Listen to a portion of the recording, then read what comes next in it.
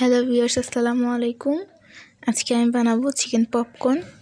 এখানে মুরগির পিসগুলো কেটে আমি ম্যারিনেট করে রেখেছিলাম। এখানে আমি আদা 1 চামচ, রসুন 1 চামচ, চিলি ফ্লেক্স 1 চামচ, জিরার গুঁড়া 1 চামচ, গোলমরিচের গুঁড়া 1 চামচ, সয়া সস এবং লেবু দিয়ে ভালো করে ম্যারিনেট করে রেখেছিলাম 1 ঘন্টার জন্য। এখানে নিলাম 1 চামচ কর্নফ্লাওয়ার এবং 1 চামচ ময়দা।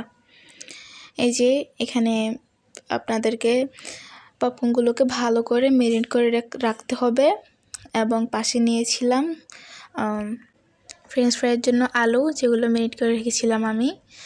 এই যে আমাদের পপকর্ন।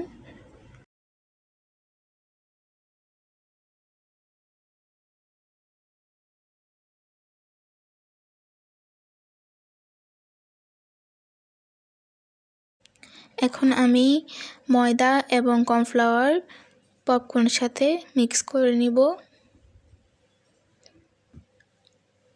এই যে দিয়ে দিলাম, এখন মিক্স করে নেব। এই তো আমার মিক্স করা হয়ে গেল। ভালো করে মিক্স করে নিতে হবে যেন সবগুলো পপকর্নের গায়ে মিক্সচারটি ভালো করে লাগে। এই যে আপনাদেরকে মিক্স করে নিতে হবে। এবং কড়াইয়ে তেল গরম করতে দিয়েছিলাম। তেল গরম হওয়ার পরে আমি এক একটা করে পপকর্ন তেলের মধ্যে দিয়ে দিব। এই যে এক একটা করে পপকর্ন তেলের মধ্যে দিয়ে দিলাম।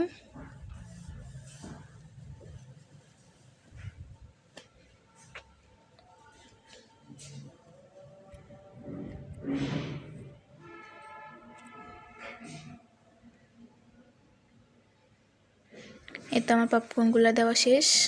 কয়েকটা ভেজে নিয়েছিলাম আগে, এবং এগুলো ভালো করে নেড়েচেড়ে ভেজে নিতে হবে যেন হালকা বাদামি কালার হয়, বেশি পুড়ে ফেলা যাবে না।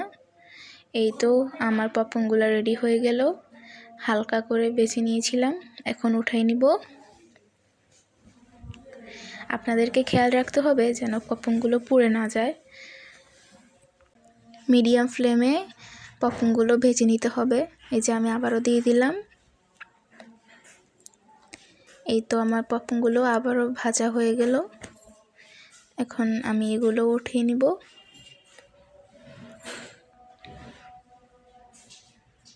এই যে উঠিয়ে নিলাম। এবং এর সাথে সাথে আমাদের ফ্রেঞ্চ ফ্রাইগুলো আমরা দিয়ে দিয়েছিলাম, ওই ক্লিপটা নেওয়া হয়নি। এই যে ফ্রেঞ্চ ফ্রাইগুলো হয়ে গেল, আবার দিয়ে দিলাম।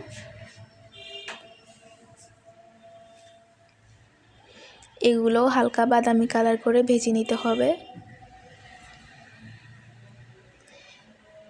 বেশি পুড়ে ফেলা যাবে না।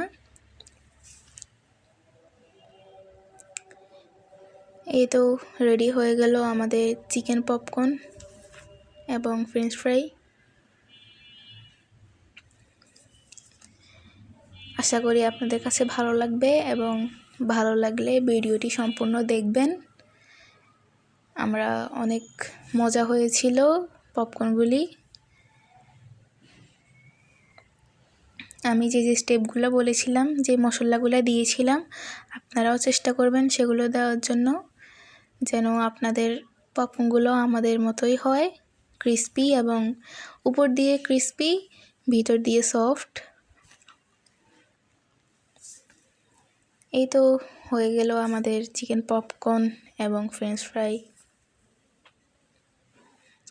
আমি ফ্রেঞ্চ ফ্রাই যখন মেরিনেট করে রেখেছিলাম, তখন ফ্রেঞ্চ ফ্রাইয়ের মধ্যে দিয়েছিলাম 1 চামচ ময়দা এবং একটু হলুদ গুঁড়া, লবণ, চিলি ফ্লেক্স দিয়ে ভালো করে মেখে রেখেছিলাম। সেই ক্লিপটাও দেওয়া হয়নি। আশা করি আপনাদের কাছে ভালো লাগবে। ভালো লাগলে লাইক, কমেন্ট, শেয়ার করবেন, এবং অবশ্যই চ্যানেলটাকে সাবস্ক্রাইব করবেন। আল্লাহ হাফেজ।